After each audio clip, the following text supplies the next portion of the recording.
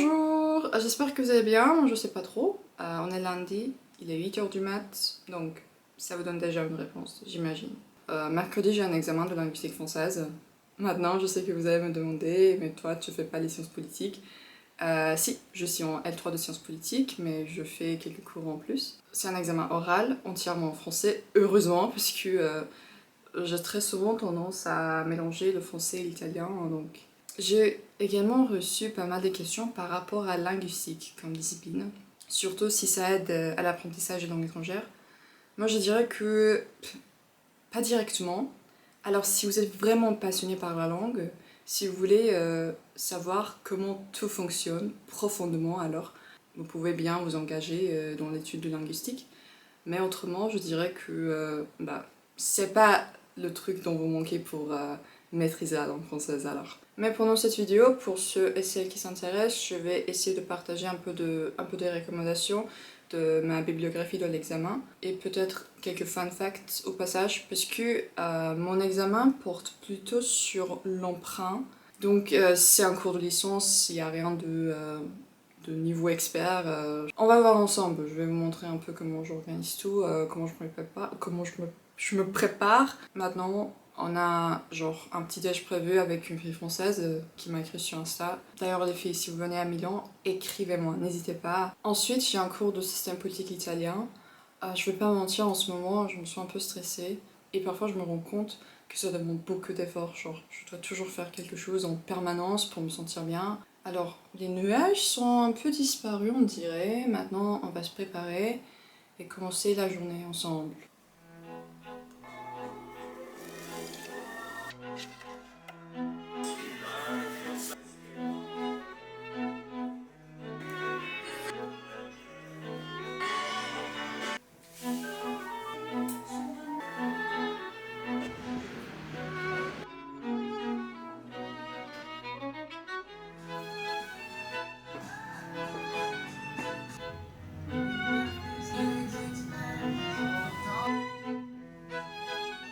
Je suis rentrée chez moi et je suis très contente parce que l'examen a été déplacé de 8h du mat à 3h d'après-midi.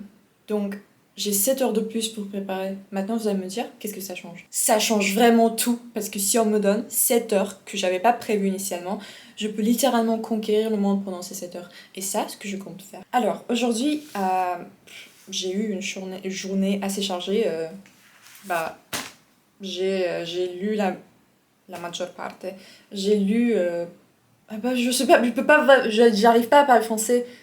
J'ai lu la. J'ai. J'ai lu la majorité de la bibliographie de l'examen.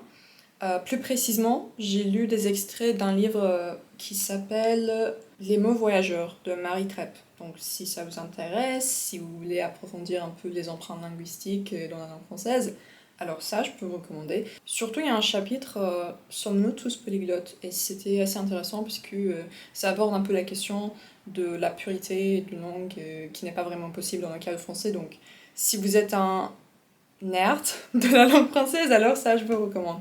Et maintenant, je dois lire un chapitre de Le grand livre de la langue française. Alors, c'est un livre assez dense, je dirais. Et mon plan pour ce soir, c'est de finir la bibliographie pour que je puisse justement alors réviser. Et maintenant qu'on a 7 heures de plus, je peux vraiment changer le monde. On continue. Je me remets au travail. Voilà. Maintenant, il est... Voilà.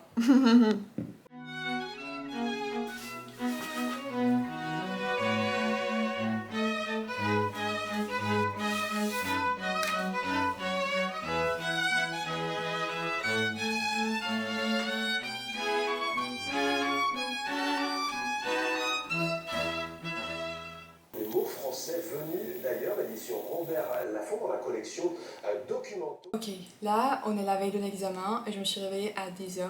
Je sais que c'est pas hyper impressionnant, je vous le conseille pas. Mais ce que vous saviez pas, c'est que toute la nuit j'ai rêvé en allemand et en français. Je comprends pas vraiment le rapport avec l'allemand. Mais pour le français, j'ai rêvé que l'examen était en fait hyper exigeant et que je devais apprendre plein de trucs que je savais pas, qu'on n'avait pas vraiment cité. Du coup j'avais peur et je me suis réveillée à 10h. Et lorsque je prenais mon petit déj, là je regardais quelques interviews de Henriette Walter. C'est une linguiste qu'on avait un peu lue pour le cours.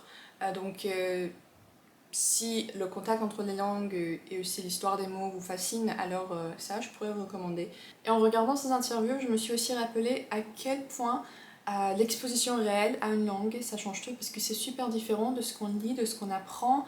Donc je voulais prendre cette occasion pour vous parler du sponsor d'aujourd'hui, c'est Lingopay. Je suis sûre que vous en avez déjà entendu parler parce que c'est hyper connu. Lorsque j'apprenais le français, j'utilisais énormément les films et les séries. Donc je regardais la même scène plusieurs fois, je regardais avec les sous-titres, sans les sous-titres. Donc je pense que c'est vraiment la chose la plus efficace que vous pouvez faire. Mais ne l'imaginez pas comme du visionnage passif parce que sur Lingopay, on a des sous-titres interactifs. Donc lorsque je regarde quelque chose, je peux cliquer sur un mot pour voir immédiatement la traduction, les explications grammaticales, la définition, tout cela.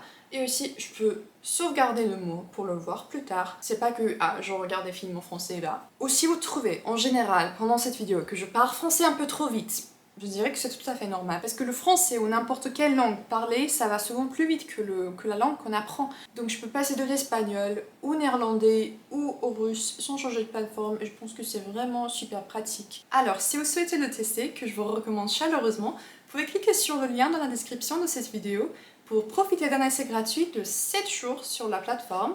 Et si cela vous plaît, alors vous pouvez cliquer sur le lien pour bénéficier d'une réduction de 55% sur l'abonnement annuel. En faisant ce vlog, je me suis aussi rappelé d'un livre que je pourrais vous recommander. C'est La langue anglaise n'existe pas, c'est du français mal prononcé de Bernard Cerchellini. Je sais pas qu'est-ce que vous en pensez de ce titre. Je l'avais lu partiellement cet été. Je dirais que c'est pas un ouvrage ultra académique, mais on avait cité de temps en temps pendant notre cours de linguistique française. Alors si vous voulez savoir un peu sur l'influence que la langue française a exercée sur la langue anglaise, la quantité de ces mots qu'on utilise encore aujourd'hui, je pense que c'est vraiment un livre excellent. Et je trouve aussi un peu décevant comme quelqu'un qui est vraiment passionné par la langue française, parce que tout le monde pense que c'est le contraire en fait, que c'est le français qui a emprunté tous ces mots au l'anglais. Et si en lisant les œuvres comme ça, qu'on pourrait s'informer et aussi découvrir les liens souvent cachés derrière les langues qu'on utilise très souvent. Donc ça je vous le recommande. Alors c'est vraiment joli comme livre. D'ailleurs, est-ce que vous saviez que l'adjectif joli, ça vient du nord de l'Europe et en fait c'est une fête païenne et le mot qui correspond, c'est un mot qu'on utilise encore aujourd'hui en suédois, en norvégien, y compris le danois, pour dire jul, qui désigne Noël. Donc, joli, c'est Noël. Ok, maintenant, enfin, je peux me taire. Et je me rends à la bibliothèque pour réviser un peu. Du coup, c'est la veille de l'examen, je suis un peu stressée, donc je vais aussi essayer de faire d'autres trucs, genre je vais essayer de tricoter, je suis pas une experte, mais je vais essayer de tricoter, je vais essayer d'écouter des trucs, je vais me balader un petit peu, et vous allez m'accompagner parce que vous avez choisi de m'accompagner. Donc là, on y va.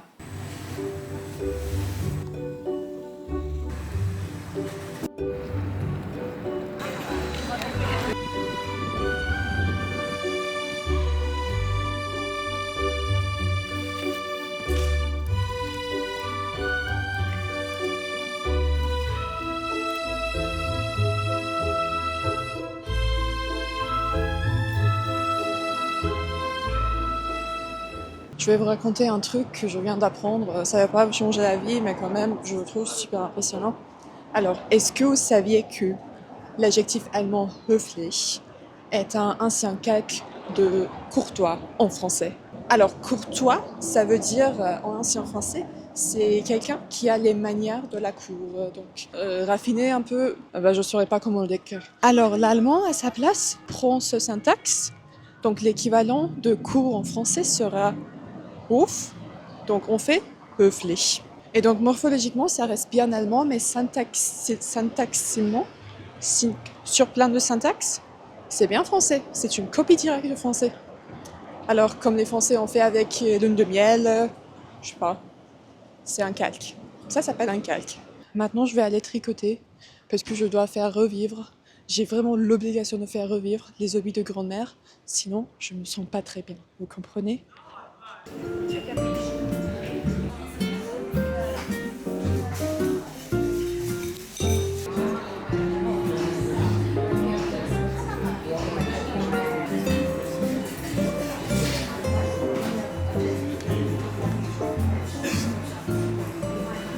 je sais même pas combien de fois j'ai défait cette laine parce que vraiment j'arrive pas à tricoter. En fait, je sais pas comment tricoter proprement parce que j'ai regardé un seul tuto sur YouTube que je n'ai pas regardé jusqu'au bout, donc je sais pas comment tricoter.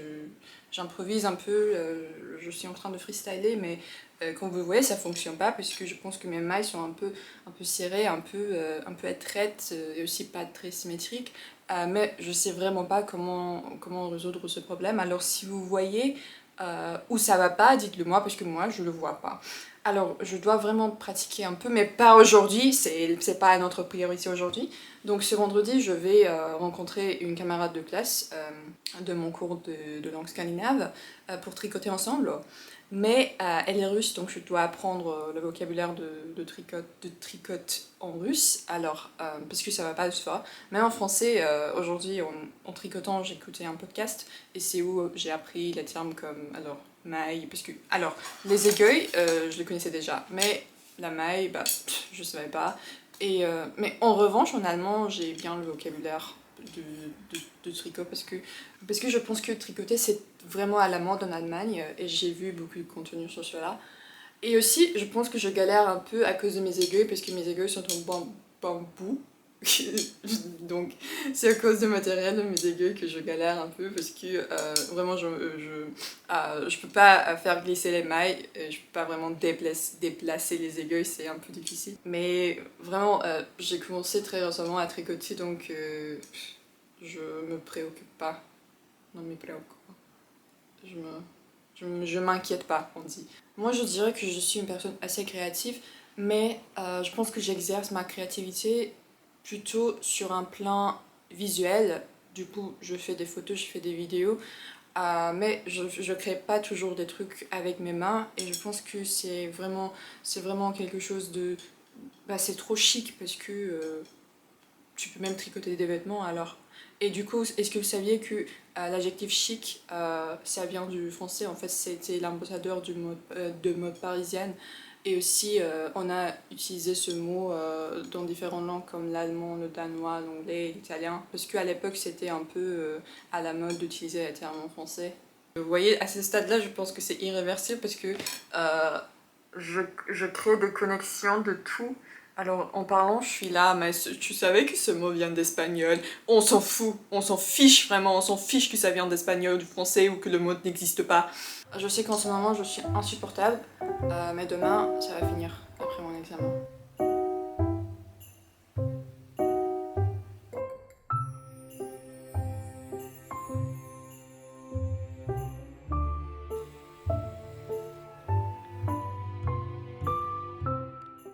C'est le jour J. Et depuis ce matin, je relis les mêmes documents. Alors je dirais que je sais tout, mais alors je me sens préparée, mais on peut jamais être sûr. Mais ça sert à rien parce que alors c'est un examen oral, donc la prof elle sait déjà très bien de quoi on parle, donc je dois pas réciter tout comme un robot. Non mais vraiment je peux pas inventer de nouvelles connaissances une heure avant l'examen, donc ça suffit. Il y a une seule chose qui me perturbe juste un peu, ça peut être marrant, je vais pas mentir, c'est alors lorsqu'on parle des emprunts et de l'histoire, on dit souvent nous, notre, et moi je comprends pas trop de qui on parle parce que moi je m'identifie pas forcément avec nous les Italiens, mais la prof elle sûrement parle d'un point de vue italien, je sais pas, nous les Finnois peut-être, je suis pas sûre. Maintenant le seul vrai problème en fait c'est je sais pas qu'est-ce que je vais porter. Et aujourd'hui il fait beau et je sais pas exactement quelle vibe je veux rayonner aujourd'hui. Mais je dois être vite parce que on a vraiment 1 heure et demie avant l'examen et je dois partir dans 10 minutes genre. Et je n'aime pas mon maquillage. Comme vous le voyez, il y a rien de mal. Mais pour moi, quand je regarde dans la miroir, il y a quelque chose qui va pas. Alors, je pensais que je pourrais choisir genre une chemise. C'est trop vert. Parce que c'est vert. Ça, trop basique. Ok, là, je suis un peu stressée. Ok, je vais porter... Non, mais... Elle est où ma chemise? Ah oui, ça. Mais je sais pas qu'est-ce que je vais porter avec ça. Parce que je peux pas porter seulement une chemise. Un blazer, ça serait exagéré un peu pour un examen. Ah, je sais pas qu'est-ce que je vais porter. Ok, non mais regardez, je suis...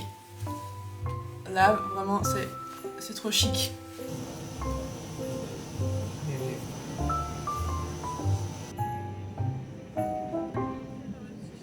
Après 2 heures d'attente et 10 minutes d'examen, j'ai eu 28. Non mais 28 c'est solide quand même, je vais pas essayer, je vais pas refaire l'examen, non mais je suis pas fou. On accepte, on avance. Non mais quand même, elle m'a dit qu'elle aurait aussi pu faire quelques questions sur le turc, vu que c'est ma langue maternelle, mais que le français n'a pas emprunté beaucoup de mots au turc. Donc c'est dommage quand même, parce que j'avais déjà mes exemples prêts. Genre on peut parler de caviar, et aussi le mot chagrin a des origines sémantiques turques, on dirait, turc ottoman peut-être. Alors je vais pas vous donner un cours. Et en fait, je me rends compte que j'ai exagéré un peu parce que c'était pas super difficile.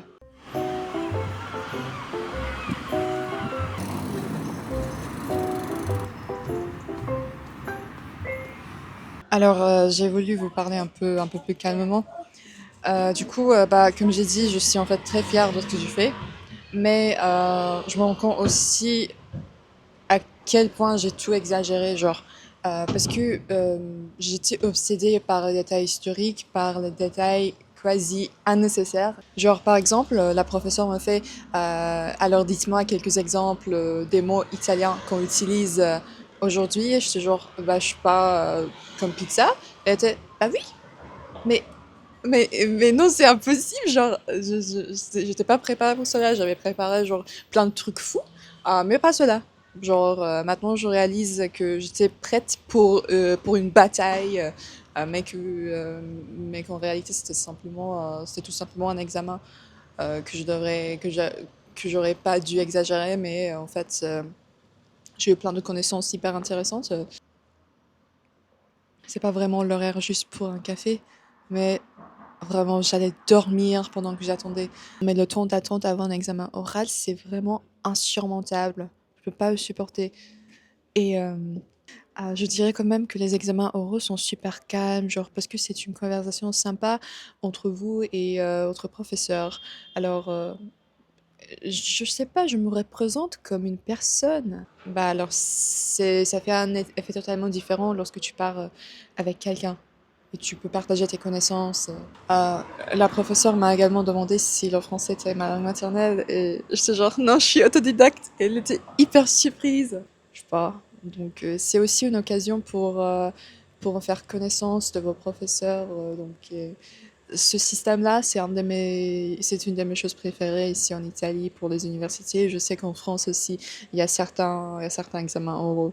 Donc, je pense que c'est bien plus efficace, pas seulement pour apprendre tout par cœur et alors maîtriser l'argument, mais aussi euh,